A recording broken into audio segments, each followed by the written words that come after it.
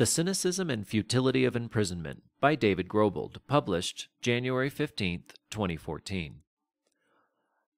A report from the Swedish Prison and Probation Service claims that 46% of Sweden's inmates are mentally ill, and that 70% have severe drug problems, and that these problems mostly have their origins in early life. As elsewhere, Sweden's prison population is made up of the most disenfranchised, poorest, and most vulnerable elements of society. Sweden's leading criminologist, Jerzy Sarnecki, notes this and argues that house arrest with an ankle monitor should be used in the case of minor crimes. While anyone who has any knowledge of the scholarship on the effect of imprisonment would agree that this would be an improvement, it would hopefully, down the road, be a step toward the complete abolition of the prison system. Prison sentences are not only arbitrarily and corruptly passed, they simply do not work. Contrary to popular belief, being imprisoned in Sweden is no picnic. Although there is a big difference between Sweden and the U.S., Sweden's prisoners are also needlessly treated in inhumane ways.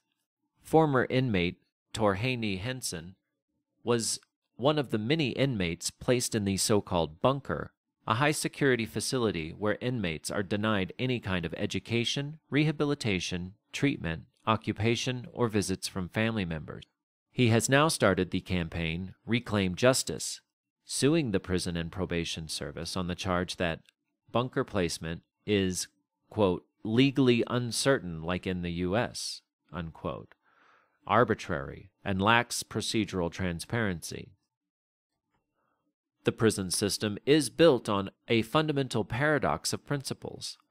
On the one hand, its defenders make pragmatic, consequentialist arguments like, we need to send a clear message to criminals. But all evidence points to the fact that harsher sentences, longer bids, and worse conditions increase recidivism rather than decrease it. It should be obvious, being imprisoned doesn't make you a better person. It makes you more hostile to the society that put you there, and it makes the rest of society more hostile to you, making it more difficult to live a normal life once you're released.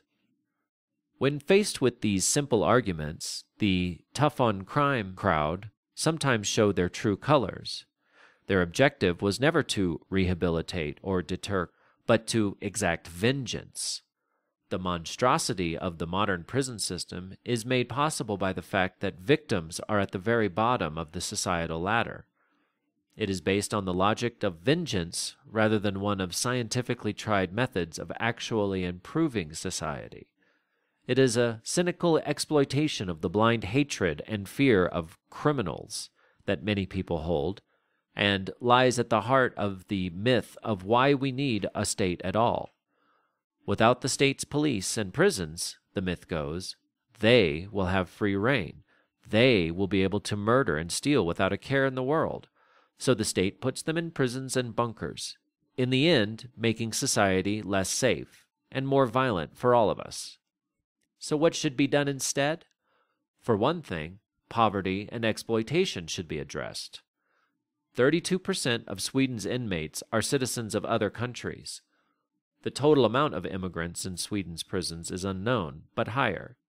Sweden's labor immigration system is seemingly tailor-made to assert the dominance of employer over worker. It is a system in which immigrants' rights to be in Sweden are dependent on having employment, making them extremely dependent on employers and vulnerable for exploitation. Free immigration would end this exploitation. But this is, of course, one of the countless examples of how the state keeps poor people down. Let's end the vicious cycle of poverty and violence by bringing down the state and its capitalist cronies. This has been Cynicism and the Futility of Imprisonment by David Grobgeld. Read by Christopher King. For links to citations used within this article, please visit the Center for Stateless Society at c4ss.org.